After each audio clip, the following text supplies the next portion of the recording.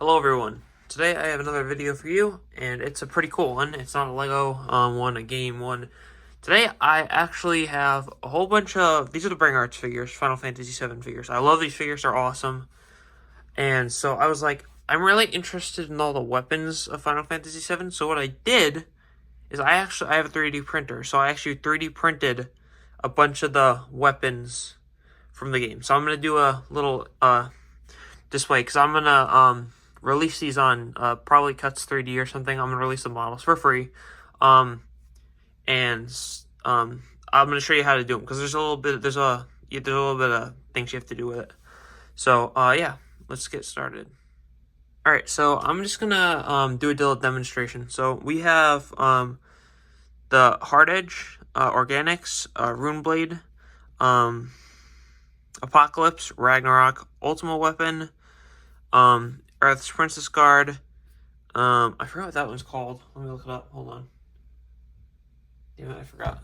Whatever. I don't. It's fine. Whatever this one is. Tifa's Premium Heart, Mithril Claw.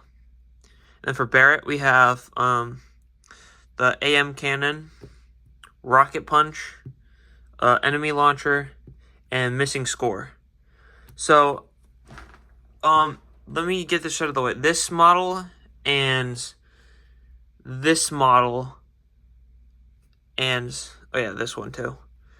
These I downloaded. These two were, paid. So, yeah, I'll leave a link for those. And the Runeblade was free. I found it on,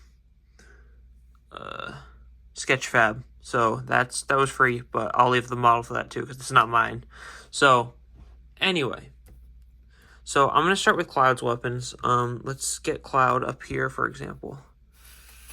Scooch this aside. So yeah, let's use the Ultimate Weapon. So actually for this one, this is the official model from the game, except I modified it a little bit, made this a little more round, added this so it's easier to paint. Yeah, so let's put this in his hand, just to show that it works. So they go in nice and good. Just like that.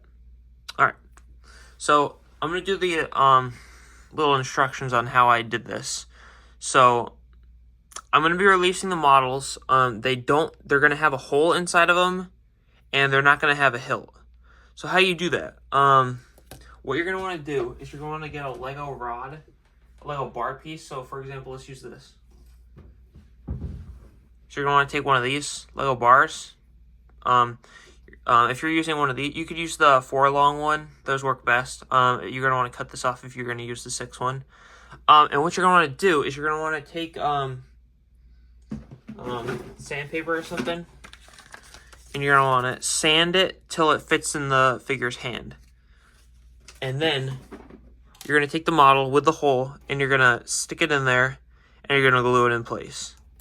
So that's how you're going to do that. And then it fits perfectly. So the reason for that, I originally printed these with hilts, and the hilt broke off because it's just, the resin's not strong enough. And plus you can't really paint it because it's going to chip in the hand. So Lego rods work great if you just sand them a little bit. They work perfectly.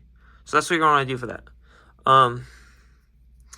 Here's a Hard Edge. Let's put that in his hand. So that looks good. That's awesome. I designed this one too, so I'll be releasing that one. I'm going to be releasing the ones I designed. The ones, again, I'll be leaving a link for this. Sorry. So let's move on to Cloud. Let's put him aside. Let's move on to Aerith. Alright, Aerith's is slightly more complicated. So it goes right in her hand. So let me tell you, this is also a Lego bar. It's one of the rubbery long ones. You're going to want to, you could sand it. I don't think it's going to sand very well. So what you want to do is take an X-Acto knife and just like scrape at it. And it scrapes really easy actually. And it'll get in our hand as well. So for this, yeah, let me, shit. So this is the Princess Guard. This is not my model. I'll put it in the description. So you take the top, you print this off, you print this, And then you take a Lego bar piece. You could use the lightsaber hilt or the long one, which one I use because it looks more clean. And then you glue this in there. You have to rescale it because it's for like a life-size model. And then so how it works is because it has the Lego bar piece, it goes right. Don't sand the top, and it clips on. And then this one, there's Lego pieces down here. You could use whatever piece you want, and it just slides right in there in the model. I'll release this because I designed it, and then it just goes right on there. Make sure you have a bar receiver on there so it'll go in. And then that's what that looks like. So that's pretty cool. All right, let's do Tifa next. All right, so I have 2 models for Tifa. Hers are actually really simple. All you need is just to print the model. Just print it. It'll be the correct size. I'll make sure. And you're gonna want to put some sticky tack inside, just a little bit. There's a hole in there, and you just put it inside, and then you just put it on the hand, the peg, and it stays on perfect. Yeah. So that's the premium heart